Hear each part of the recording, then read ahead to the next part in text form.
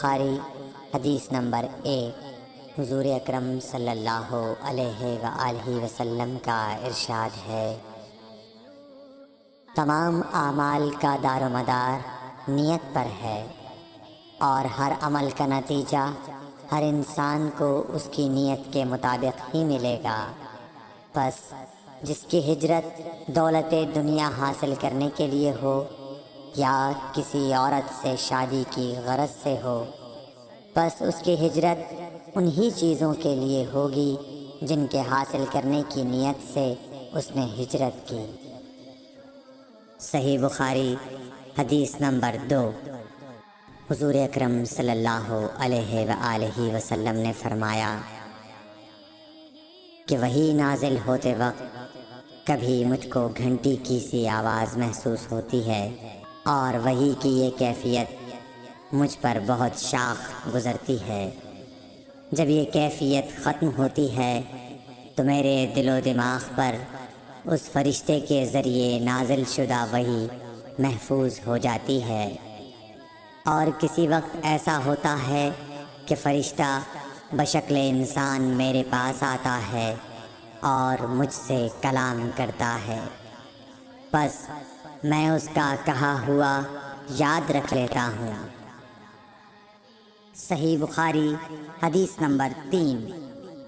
حضرت صلی اللہ علیہ وآلہ وسلم پر وحی کا ابتدائی دور اچھے سچے پاکیزہ خوابوں سے شروع ہوا۔ آپ خواب میں جو کچھ دیکھتے وہ صبح کی روشنی کی طرح صحیح اور سچا ثابت ہوتا۔ پھر من جانب قدرت آپ تنہائی پسند ہو گئے، اور آپ نے غار حرا میں خلوت نشینی اختیار فرمائی، اور کئی دن اور رات وہاں مسلسل عبادت اور یاد الہی و ذکر میں مشغول رہنے لگے۔ جب تک گھر آنے کو دل نہ چاہتا توشہ ہمراہ لیے ہوئے وہاں رہتے۔ توشہ ختم ہونے پر ہی اہلیہ محترمہ حضرت خدیجہ رضی اللہ تعالی عنہا کے پاس تشریف لاتے، اور کچھ توشہ ہمراہ لے کر پھر وہاں جا کر خلوت گزین ہو جاتے۔ یہی طریقہ جاری رہا یہاں تک کہ آپ پر حق منکشف ہو گیا، اور آپ غار حرا ہی میں قیام پذیر تھے کہ اچانک حضرت جبرائیل علیہ السلام آپ کے پاس حاضر ہوئے اور کہنے لگے کہ اے محمد پڑھو۔ آپ فرماتے ہیں کہ میں نے کہا کہ میں پڑھنا نہیں جانتا۔ آپ صلی اللہ علیہ وسلم فرماتے ہیں کہ فرشتے نے مجھے پکڑ کر اتنے زور سے بھینچا کہ میری طاقت جواب دے گئی۔ پھر مجھے چھوڑ کر کہا پڑھو۔ میں نے پھر وہی جواب دیا کہ میں پڑھا ہوا نہیں ہوں۔ اس فرشتے نے مجھ کو نہایت ہی زور سے بھینچا کہ مجھ کو سخت تکلیف محسوس ہوئی۔ پھر اس نے کہا کہ پڑھ۔ میں نے کہا میں پڑھا ہوا نہیں ہوں۔ فرشتے نے تیسری بار مجھ کو پکڑا اور تیسری مرتبہ پھر مجھ کو بھینچا، پھر مجھے چھوڑ دیا اور کہنے لگا کہ پڑھو اپنے رب کے نام کی مدد سے جس نے پیدا کیا اور انسان کو خون کی پھٹکی سے بنایا۔ پڑھو اور آپ کا رب بہت ہی مہربانیاں کرنے والا ہے۔ بس یہی آیتیں آپ حضرت جبرائیل علیہ السلام سے سن کر اس حال میں غار حرا سے واپس ہوئے کہ آپ کا دل اس انوکھے واقعے سے کانپ رہا تھا۔ آپ حضرت خدیجہ کے ہاں تشریف لائے اور فرمایا کہ مجھے کمبل اوڑھا دو، مجھے کمبل اوڑھا دو۔ لوگوں نے آپ کو کمبل اوڑھا دیا۔ جب آپ کا ڈر جاتا رہا تو آپ نے اپنی زوجہ محترمہ حضرت خدیجہ رضی اللہ تعالی عنہا کو تفصیل کے ساتھ یہ واقعہ سنایا، اور فرمانے لگے کہ مجھ کو اب اپنی جان کا خوف ہو گیا ہے۔ آپ کی اہلیہ محترمہ حضرت خدیجہ رضی اللہ تعالی عنہا نے آپ کی ڈھارس بندھائی اور کہا کہ آپ کا خیال صحیح نہیں ہے۔ اللہ کی قسم آپ کو اللہ کبھی رسوا نہیں کرے گا۔ آپ تو اخلاق فاضلہ کے مالک ہیں، آپ تو کنبہ پرور ہیں، بے کسوں کا بوجھ اپنے سر پر رکھتے ہیں، مفلسوں کے لیے آپ کماتے ہیں، مہمان نوازی میں آپ بے مثال ہیں، اور مشکل وقت میں آپ امر حق کا ساتھ دیتے ہیں۔ ایسے اوصاف حسنہ والا انسان یوں بے وقت ذلت و خواری کی موت نہیں پا سکتا۔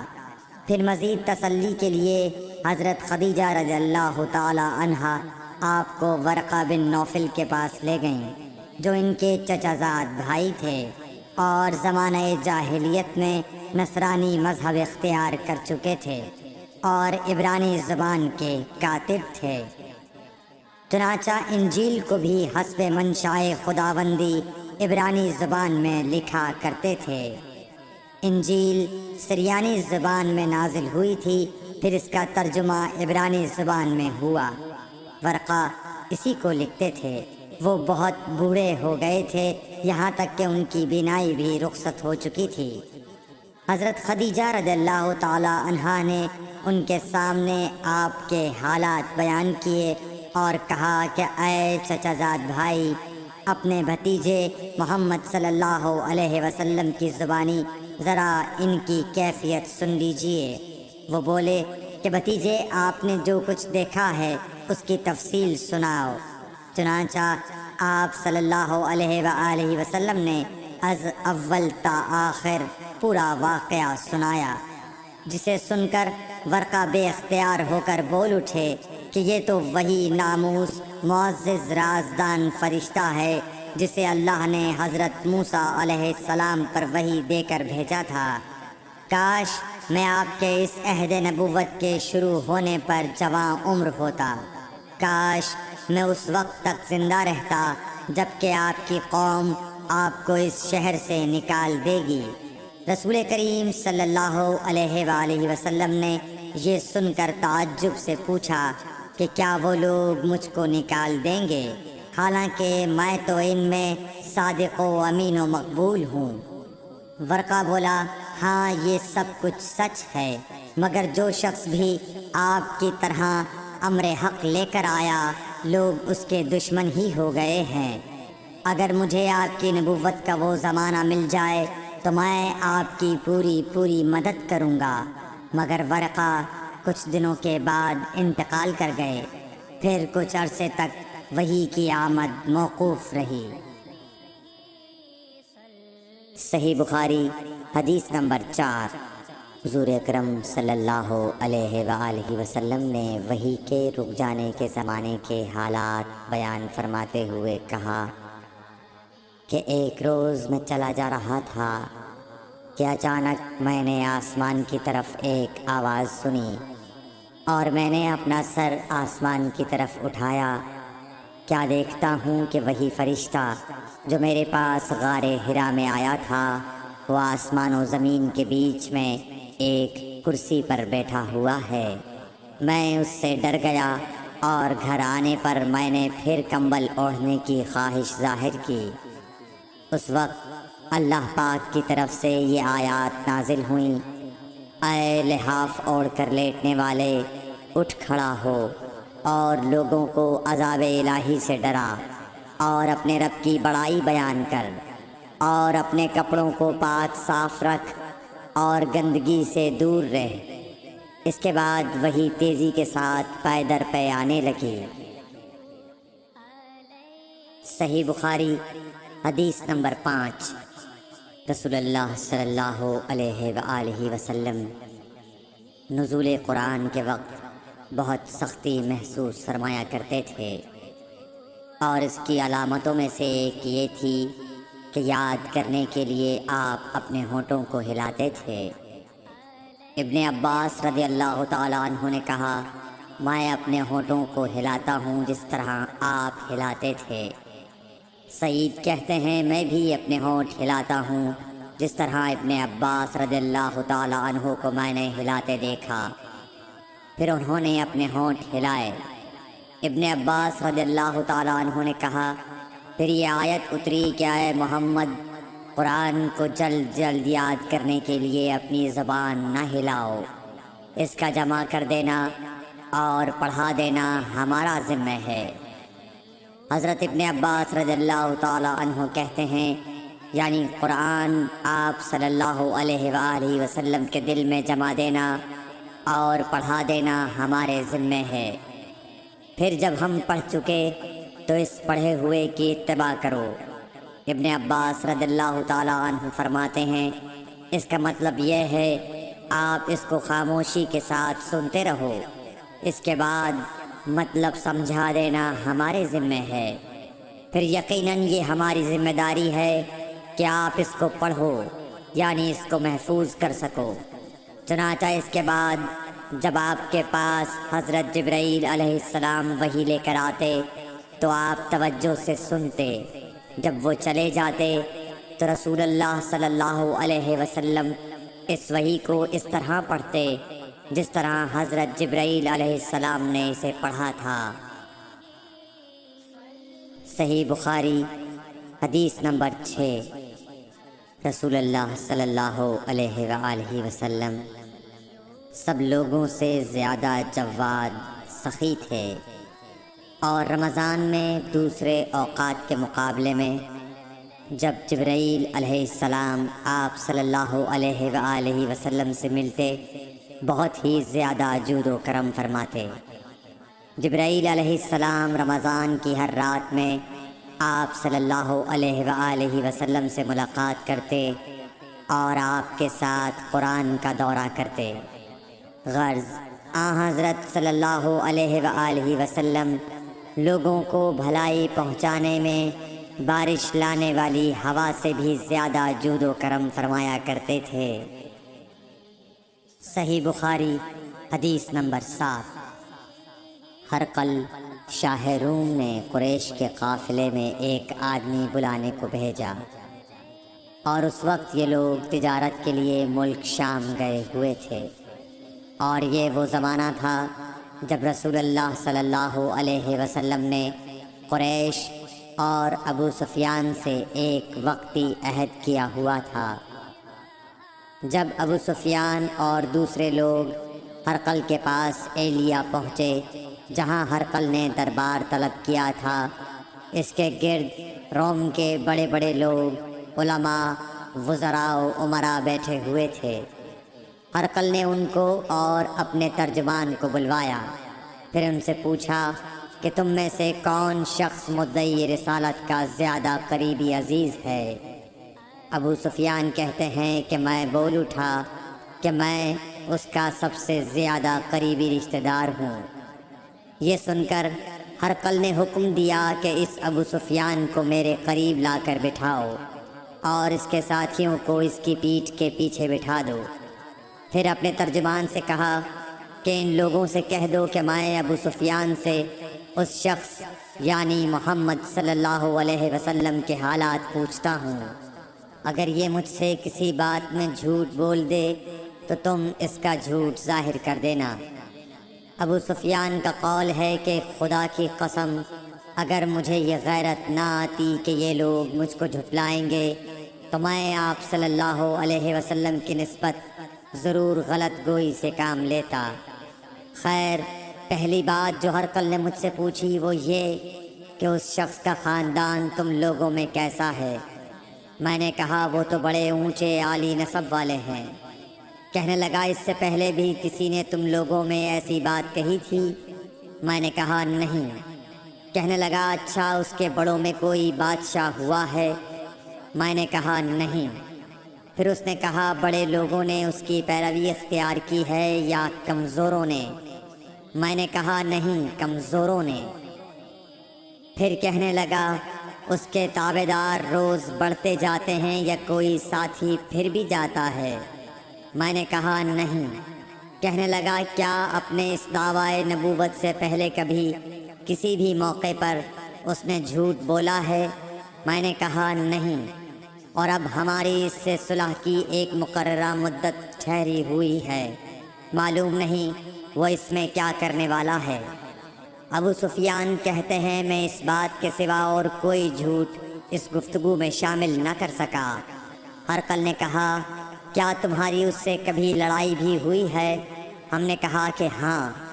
بولا پھر تمہاری اور اس کی جنگ کا کیا حال ہوتا ہے؟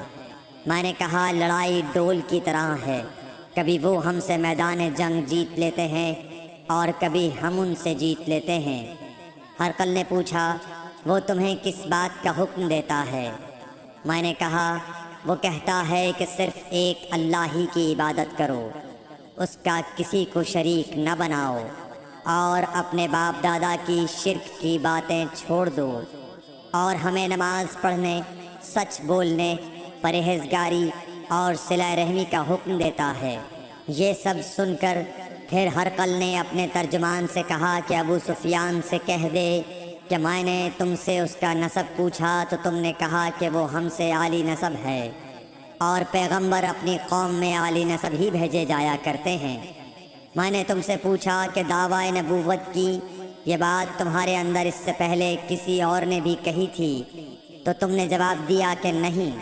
تب میں نے اپنے دل میں کہا کہ اگر یہ بات اس سے پہلے کسی اور نے کہی ہوتی تو میں سمجھتا کہ اس شخص نے بھی اسی بات کی تقلید کی ہے جو پہلے کہی جا چکی ہے۔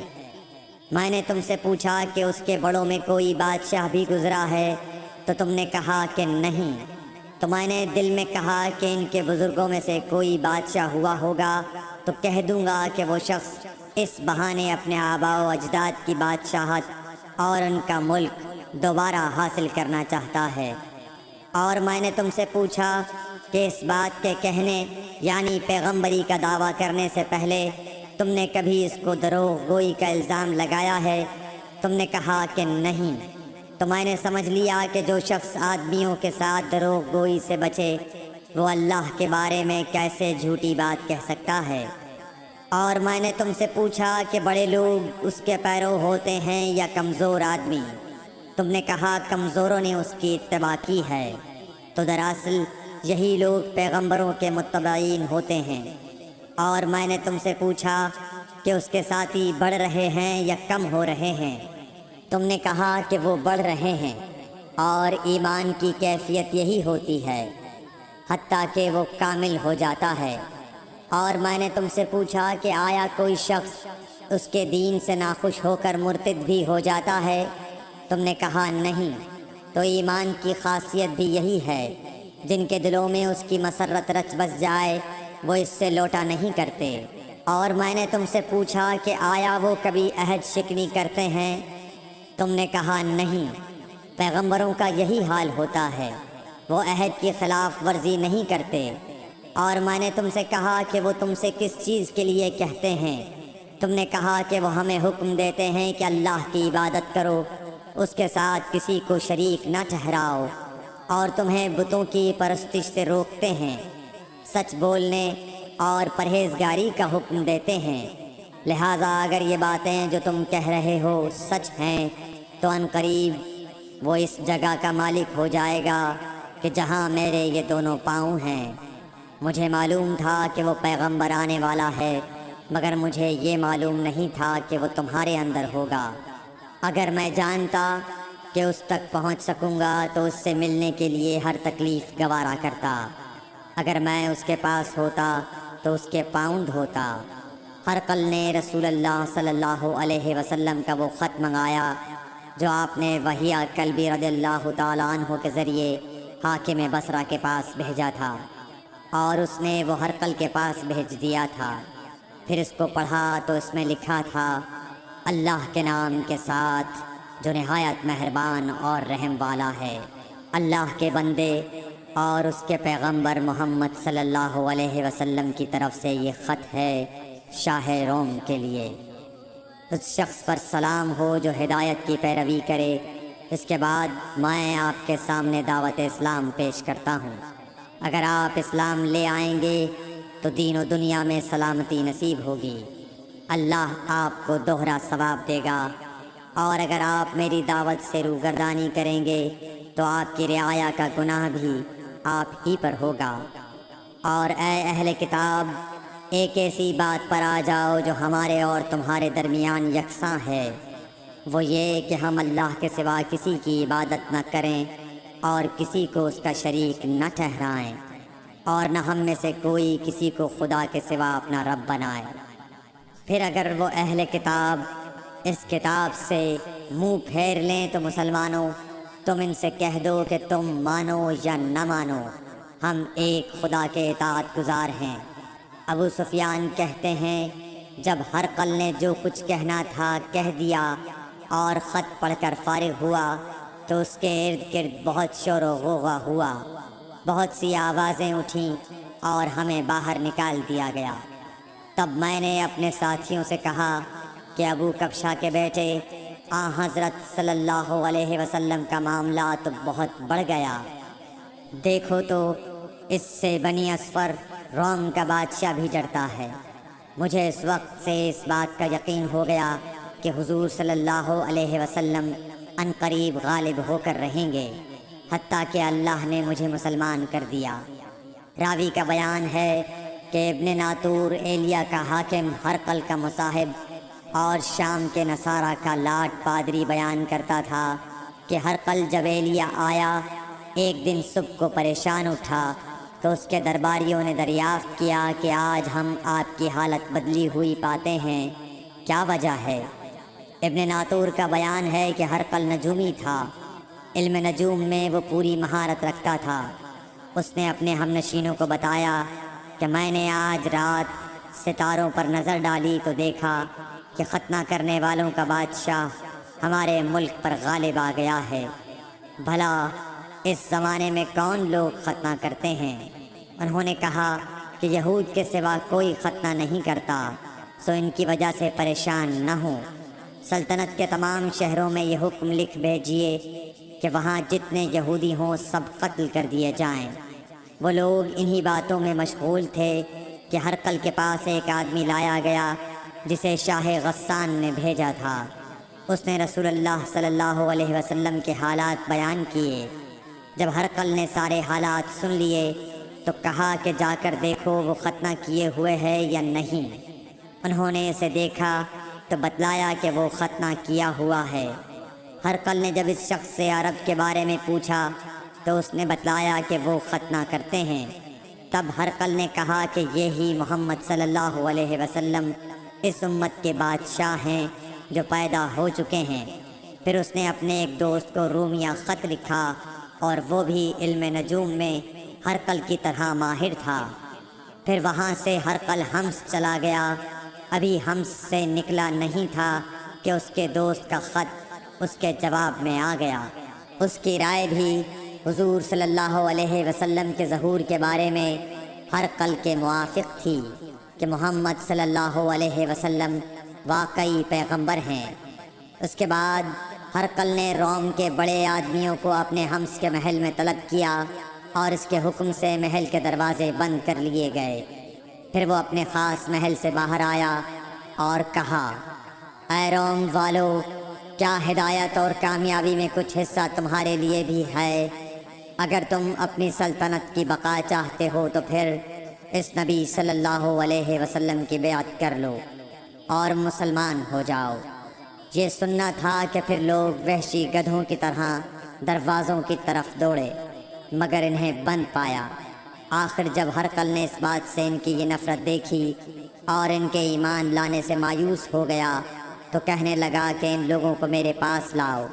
جب وہ دوبارہ آئے تو اس نے کہا، میں نے جو بات کہی تھی اس سے تمہاری دینی پختگی کی آزمائش مقصود تھی، سو وہ میں نے دیکھ لی۔ تب یہ بات سن کر وہ سب کے سب اس کے سامنے سجدے میں گر پڑے اور اس سے خوش ہو گئے۔ بالآخر ہرقل کی آخری حالت یہی رہی۔ صحیح بخاری حدیث نمبر 8۔ رسول اللہ صلی اللہ علیہ وسلم نے فرمایا، اسلام کی بنیاد 5 چیزوں پر قائم کی گئی ہے۔ اول، گواہی دینا کہ اللہ کے سوا کوئی معبود نہیں اور بے شک حضرت محمد صلی اللہ علیہ وسلم اللہ کے سچے رسول ہیں، اور نماز قائم کرنا اور زکوٰۃ ادا کرنا اور حج کرنا اور رمضان کے روزے رکھنا۔ صحیح بخاری حدیث نمبر 9۔ نبی کریم صلی اللہ علیہ وآلہ وسلم نے فرمایا کہ ایمان کی 60 سے کچھ اوپر شاخیں ہیں۔ اور حیا شرم بھی ایمان کی ایک شاخ ہے۔ صحیح بخاری حدیث نمبر 10۔ حضرت محمد مصطفیٰ صلی اللہ علیہ وآلہ وسلم نے فرمایا، مسلمان وہ ہے جس کی زبان اور ہاتھ سے مسلمان بچے رہیں، اور مہاجر وہ ہے جو ان کاموں کو چھوڑ دے جن سے اللہ نے منع فرمایا۔ Thanks for watching. Don't forget to like, comment, share and subscribe to